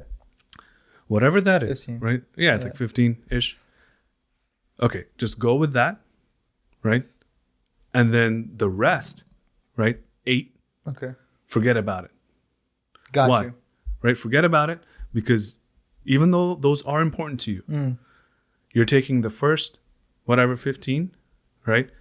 And you're basically saying, Allah, you know what I want in my spouse. Yeah. But I'm going to go with this. Yeah. This is important to me. Yeah. And he's like, you know what that's going to do? And he's like, commit. If you legit, you're real with yourself, you're like, boom, boom, boom, boom, boom, check, check, check, check, check. All right? He's like, God in his infinite mercy, right? Like, wasi'un ala kulli shay, right? He's all-encompassing. And his mercy is all-encompassing. Like shameless Arabic plug, but okay. Right? Yeah, like the whole idea. Yeah. The mercy is It's more vast than we can ever think of. like Allah is vast, Absolutely. all-encompassing, but his mercy, he tied his mercy to his other attribute. No. Right? So anyways, the whole idea is Allah will put barakah and blessing in that situation because you are sacrificing your own desires, right? And you're talking to God and you're like, hey, I'm going to commit to this. Yeah. Please make it happen, And so further, he said to me, he's like, you'll find that the 40% Allah got you. He's got your back. Yeah. And to the point where he's going to make the 40% feel like 100%. Because your 60%, you'll find out that was nothing. You know, and that's like a little spiritual thing. I agree with that on a spiritual level. Okay. I would say there's a more easier approach. And that is, you have red lights, green lights, and yellow lights. Have you heard this? The red light, green light, and yellow light. Okay, this really helped me. All right. And that is that, all right, when you finally become a man or a woman and you are going to commit now, listen, you have things that you're okay with. Those are your green lights. And you should have a lot of green lights. You're okay if your wife or your husband is tall or short. Right? And you're okay if they work or they don't work. That's a green light, right? Your yellow lights are things that you might not be okay with, but you will let slide. Okay? And for some, that would be like, all right, you know, if my spouse, you know, only prays 5 times a day, doesn't really do more, I'm okay with that. That's fine. I'll let that slide. Right? Your red lights are you're not okay with. You have to know that as a person. I'm not okay, right, with a spouse who's not practicing. That's a red light for me. Everything goes. If that doesn't happen, no. So here's the thing. You should only have 2 or 3 red lights. If you have 10 red lights, pause. Go figure yourself out. Because apparently you're an angel and you think everyone else is too. Right. Yeah. Right? Yeah. So you can only have 2 or 3 red lights, a few yellow, a lot of green. I think that's really good. I like that measure. Yeah. That's just like really, it's not even like a tawakkul thing. Like, inshallah, you'll find someone. Yeah. Right? If you know. But what I was talking about earlier is that, you know, I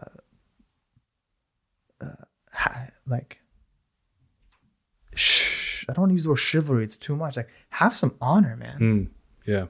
Have some honor. Homeboy's playing with the, you know, literally talking to every girl in the world, and like, you don't care about her image. You don't care about her honor.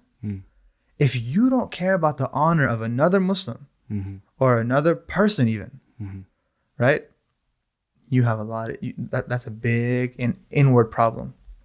And this is, you know, the Sayyidina Umar radiallahu anhu, I think he said, right? He said the blood of a Muslim has more honor in the eyes of Allah than the entire Kaaba. Right? That's how we have to see things. Right?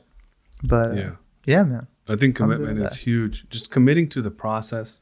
Yeah. You know, it's you mentioned this kind of earlier about talking to multiple people. Right? Like, whether that is a guy talking to multiple girls or multiple girls, or a girl talking to multiple guys. And I think,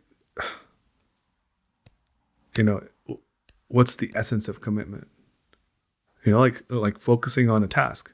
Yeah. Right? Yeah. Getting to know a person, you know, like for not just playing games, you know.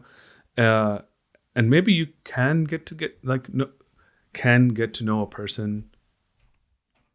Maybe you're just kind of not in person, but like maybe you're chatting with somebody, or maybe you're with the permission of their parents or whatever, kind of getting to know each other. Okay, khair, you know, we have some fundamental differences. All right, it's not going to work out. Yeah, you know? exactly. But not like, don't carry somebody. Like, don't lead people on. Absolutely. You know? And dude, you and I have known each other for what? 2014, right? It's 2020 now. Yeah. I won't say like I know Kashif. Correct. I don't think you would say I know Omar, right? Yeah. Like, but we know the gist about each other. And when it comes to getting married, there's a level of focus, commitment, and reliance. Like you're talking about tawakkul, right?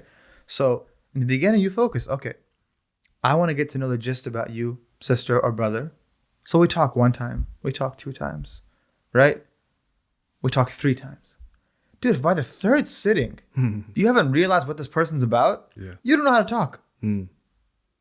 Yeah. Right? And sometimes... And then, I'm sorry to cut you off really quickly, right? Like, it has to be formal at that point. It can't be like informal, you guys go hang out at Shisha Cafe, like... Yeah. No, you're tricking yourself. It has to be formal. Yeah. Because that's when it's a serious conversation. It's serious. After that, if it's go, all right, now we can be a little less informal, right? If we have parents' permission, maybe we can talk on the phone, Sure. right?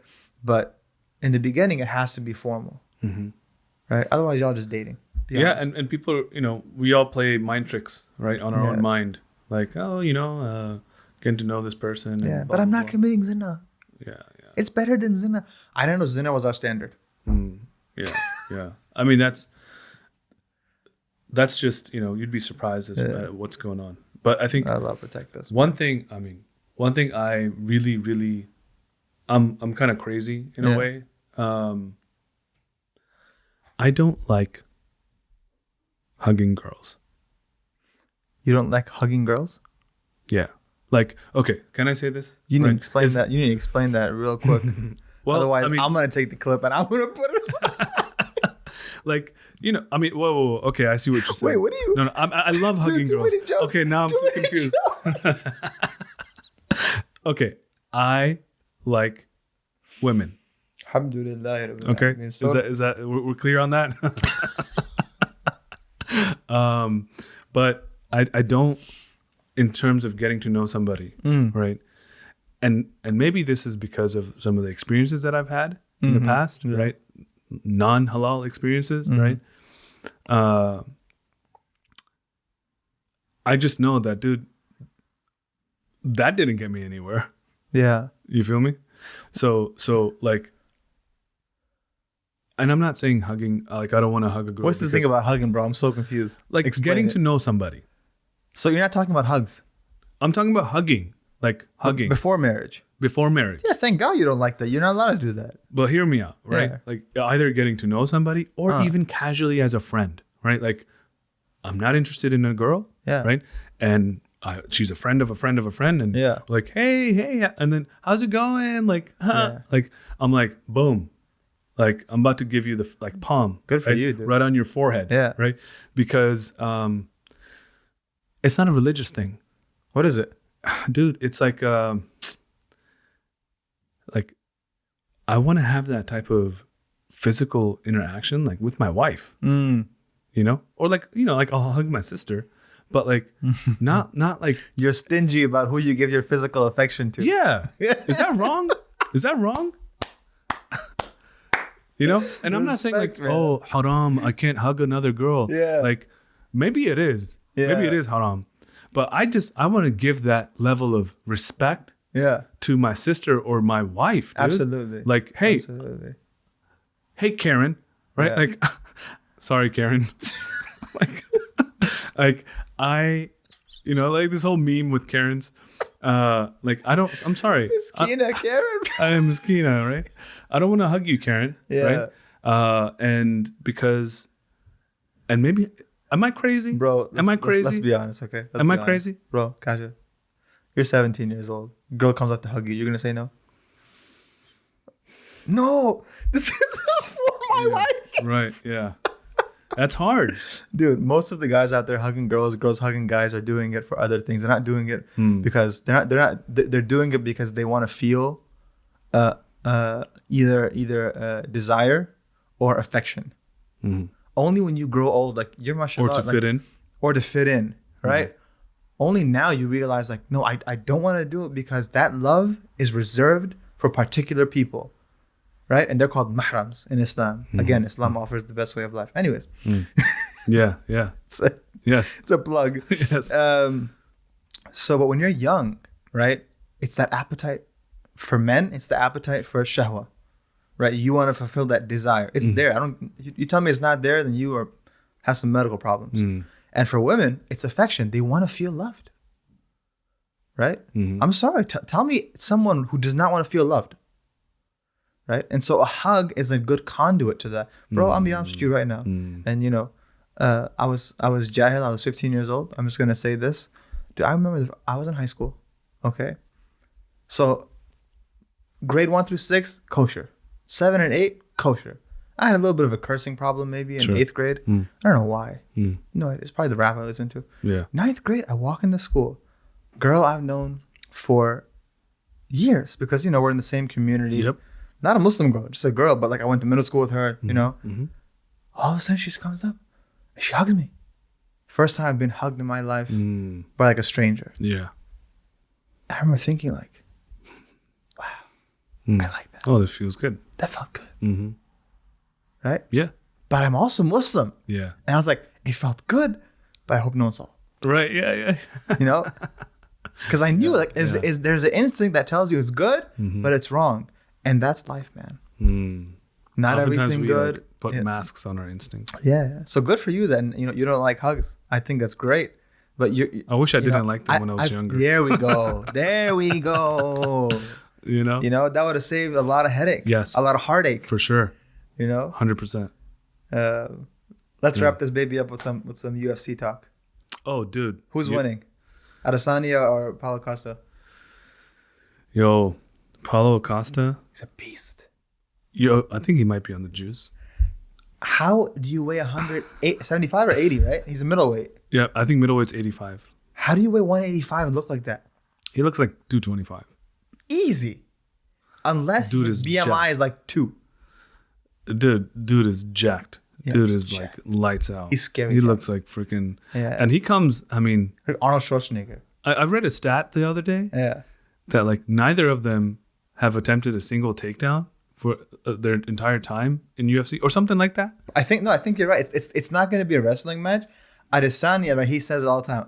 I have precision, not power. Mm-hmm. It's like, dude's skinny. Dude is mad skinny. Right, but he took out a lot of. He's undefeated. Yeah. Paulo Costa is huge. Right? So yeah, of course he's gonna win by knockout. It's next weekend. Right? It's next weekend. Oh my goodness. Meta Muslim watch party. Yeah, come through, people. Yo, okay, so who do I got? Yeah, quick. I'm gonna say quick. Shoot. Man. I'm gonna give it up to Acosta. Really? Yeah. I got Adesanya. Yeah? I go Adesanya. Why? I think he just has not pressure. He just has will. He has will. But there's more hype around Adesanya. All right, quick second question. Khabib or Gaethje? Khabib, man. Khabib all the way. 100%. Khabib all the way. Yeah. Khabib all the way. Yeah. All right. Khabib or Tony? Oh, man. Oh, wow. Probably, I don't think it's going to happen, but Khabib. Yeah. Who beats Khabib? Maybe. Like his father, Rahimahullah, maybe. Yeah, Rahimahullah. Maybe GSP. Really? Yeah. I think GSP can't beat him. Really?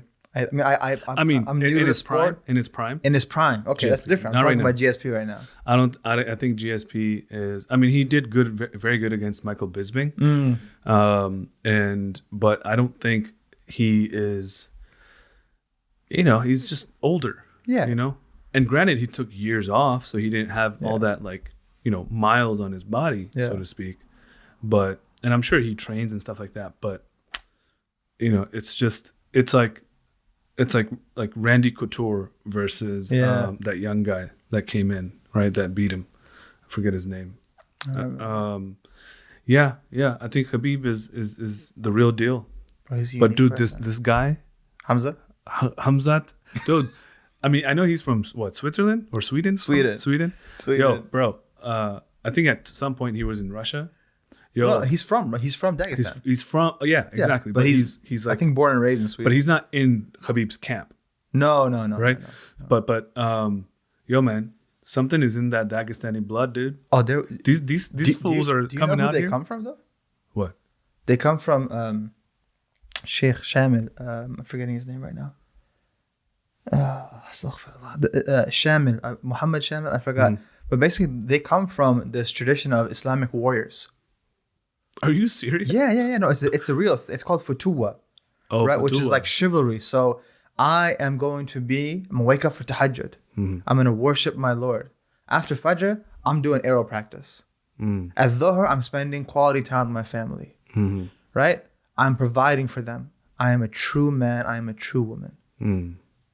And if the call to arms comes and I have to protect my community, I will do so, and I know how to. Not just like, oh yeah, let's go. No, they know how to. So that tradition was carried on. Imam Shamil is his name.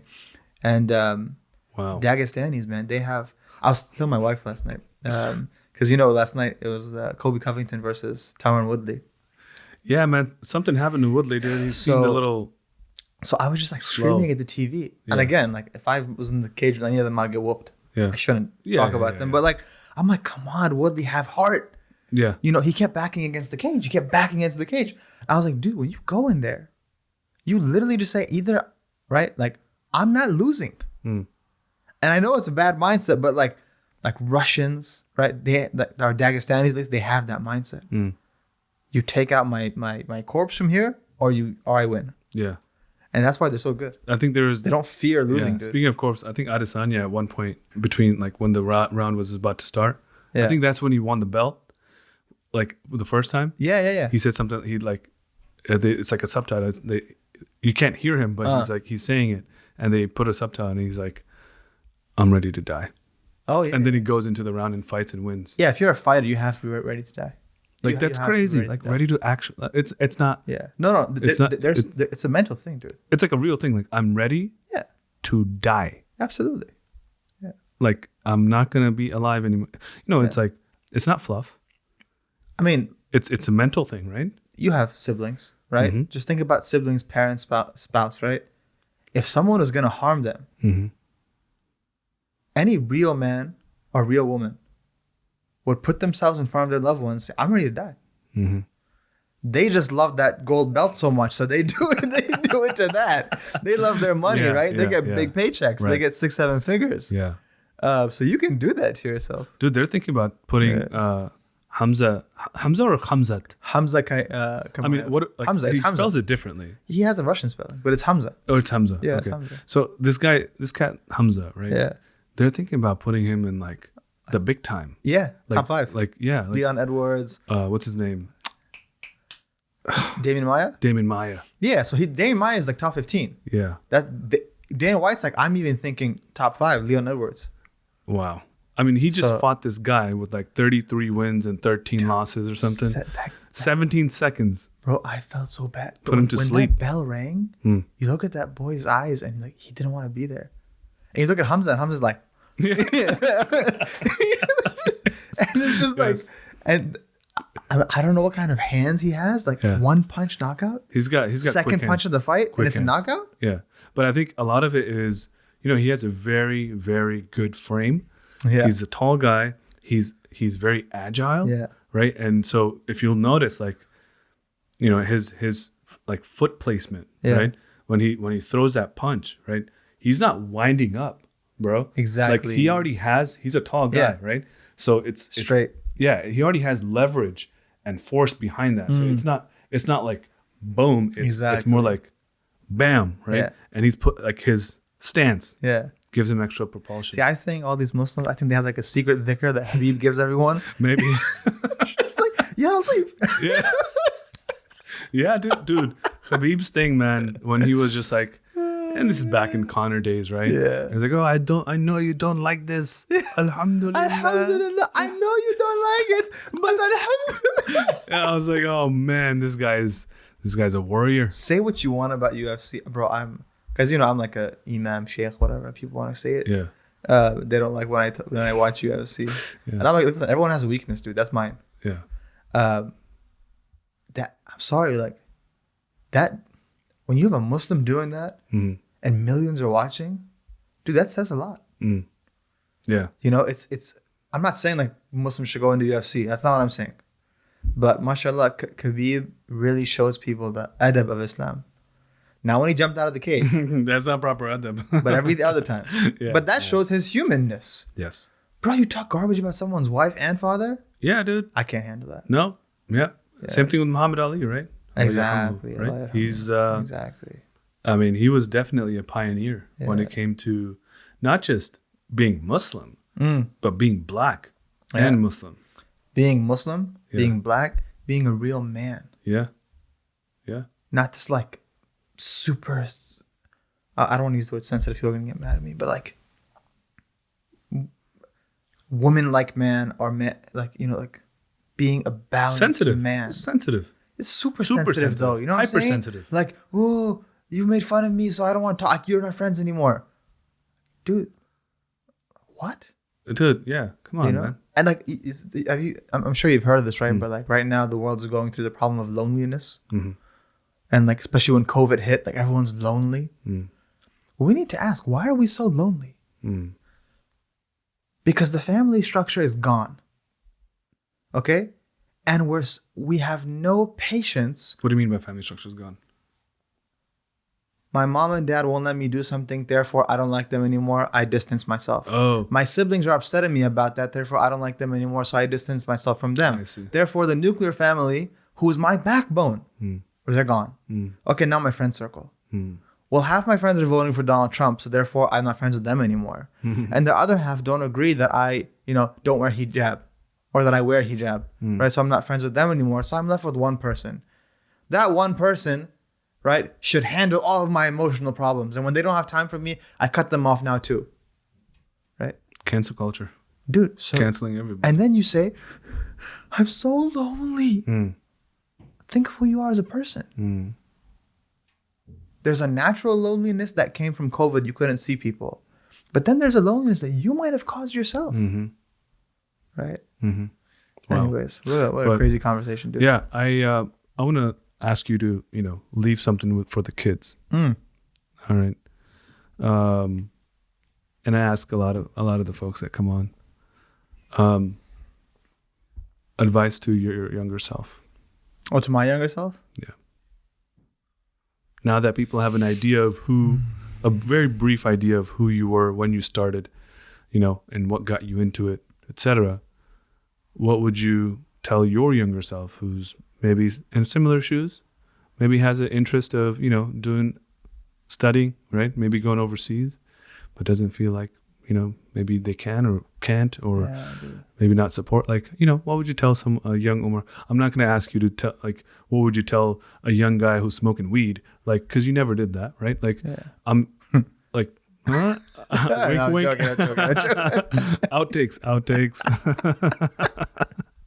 No, so what would you tell someone that is in your shoes right now and is like, what you experienced, so give it to me. It's funny because I deal with people like myself all the time. I would say find people who make you better, who are principled, and whose commitment is to God, and stay with them and follow them. Even if it means and abandoning. Learn from them. Principled. If they're principled, they're not going to make you abandon your parents. No. Even if it means abandoning your current group of friends. No, because, listen. You asked for advice. Yeah. Now it's like a discussion. No, go ahead. There's a level of, when you want to better yourself, there's a period of distance. Friends should give you that period of distance. We just don't know how to communicate. That's the problem. If we need distance to better ourselves, our friends are like, why don't you come hang out with us? And it's like, dude, just give me some time. Like, oh, you're ignoring me, not my friend anymore. It's like, no, I just need time. We have horrible communication issues. So I would, if like simple advice, right? You need principles in life. Agree or disagree? No, I agree. Okay. Right? No matter what, this is why we always teach Aqidah first, right? You can't deny that you have a creator. So you have a responsibility to that creator, right? Live your life in a way where you fulfill that responsibility, right? You're good to people. You help people. You help yourself. And die in a state where you've tried your best not to be ashamed before your Lord in the hereafter. That doesn't mean you have to be an ascetic. You can watch UFC, you can watch your movies, you can listen to your decent music, right? You can attend your weddings, but it has to be in a manner, right, that's pleasing to your Lord, right? Or what I would tell them, you really want to know what I would tell them? I would say, Brother Kashif said no hugging. Yeah, dude. Don't be hugging no girls out there, okay? Seriously, for all you young cats out there, listen, be a real man, okay? Yeah. Dude, that's what we need, honestly. You know what you should do with this podcast? You should just make it like, we should just invite all the young peoples we know. Yeah. And just talk real talk, dude. Real talk. Yeah, they can sit around. you know, I know what you guys do in your MSA. Yeah, you know, you knucklehead. I know you. Yeah, you look like one of those. Open your search history, Mister. Listen, these things. Addiction is real. Mm-hmm. You know, and there's no harm in getting help with it. Mm. But we've made it so taboo. Yeah. So what happens when it's so taboo? The poor butcher is like, okay, I don't give a damn. I'm gonna do it, and you all deal with it. Or, right, I'm gonna make sure no one ever finds out that I'm doing it, and in the process, I drown in my own wallow, and I become depressed. Mm. And we see that. I mean, some of those things, man. I hope and just to kind of cap it off. Yeah. Thank you for that input. I think that's really, really I think important. You're an amazing conduit for it, bro. Yeah, inshallah. Yeah. I just not playing games, man. You know, just don't play games because at the end of the day, it's really this is serious business. Yeah. TikTok, bro. Yeah. Alhamdulillah. Yeah. Get off of TikTok, too. Oh, I didn't even think about that, dude. Yeah. So shameless plug. We have an institute called Tanweer, and if you're in the Virginia area, welcome. Please follow. But listen, it's not a shameless plug. I have the Instagram app for Tanweer, right? Yeah. Where I like post flyers and stuff. Yeah. Dude, what a horrible app. Why? I've mentioned this in class like 6 times. Because if you like go search for someone, there's all this garbage there. Yes. And like there's people dancing and like bikinis and this and that. Yeah. And don't get me wrong, it's very easy not to look at that stuff. But I'm just saying, like, 6-year-olds are on these apps, dude. Talk about desensitized, you know? There's work to be done. Yeah. There's work to be done. Anyone who listens to this podcast is gonna be like, okay, so we can't have Instagram, we can't hug, we can't do TikTok. See, you're doing it again. Can't. Yeah, seriously. No, I mean, you put it the first very eloquently. You're like, okay, girls, music, or what was the other thing? Drugs or something? Pork, right? It's alcohol, girls, and drugs. That's what I said. Right? Yeah. And that's a very good way to look at it. It's a good dichotomy. It worked for us, man. One of my doctors that I've worked with, Jewish guy, okay, and I was like, Doc, give me a little bit of advice, right, for my siblings, right? What should I tell my siblings, right? They're like young, they're teens, you know. How do you deal with a teenager, right? You know what he said to me? He's like, I just give them a big circle where they can play in, right? Big boundary, big boundary. And that line of that boundary is just a handful of things. There we go. You know? And I'm like what? Because I want to know, right? Yeah. Like, I'm not just be like, oh, okay, great. Like we run off. No, like talk to me about it. And you know what he said to me? He's like, okay, you want examples? I was like, yeah. He's like, I tell my son and I tell my daughter, one rule that you can never break. This is my rule. You can never break. He's like, don't ever get into a car where there's a stranger. So it doesn't have to be the driver. Any other stranger, especially if the driver's a stranger you don't know, you just met, but it's your friend of your friend. No. Even if your friend said, hey, he's cool or she's cool, he's like, that's a rule I don't want you to break. Yeah. And if you break, there's going to be some repercussions, you know? And that was just one thing. And I like the fact that you framed it that way. It's like, bro, you can do a lot of stuff. Like, it's just these tiny little things that happen to be good for you. That if you abstain away from it, it's good for you. So absolutely. You're good for me. You need to come more often. What do I need to do to bribe you to come here? Season 2. Season 2. Introducing co-host Omar Popal. Yes. No. Introducing new management. We're under new management. Out. Like, we move the camera. Kashif just cooking chai in the corner. He's not allowed to be I'm a chai wala. No, man. I'd love to come on again, inshallah. It's wonderful. Thank you for coming. I said, I hope, I wish you all the best. May Allah put blessings in this podcast. And may Allah make you a source of service for the community. Amen. And be a means to help those who might feel lost. Be a means to help those who might feel voiceless. And be a means, may this be a means to better yourself. Amen. Inshallah. Who knows, you know? Yeah. Maybe someone listens to the Meta Muslim podcast, gets inspired, does some great things, And on the day of judgment, Kash was like, oh man, what am I doing? Yeah. And Allah was I'm in like, trouble. actually, there was this person listening to your podcast, and because of that, you got to go to paradise. And that would be awesome, man. Allahu Alam. You never know. Yeah, you never know. You never know. But yeah, it's the effort, right? Alhamdulillah. Allah. I mean, I appreciate you, man. Thank you. likewise, man. Assalamu alaikum. Wa alaikum salam.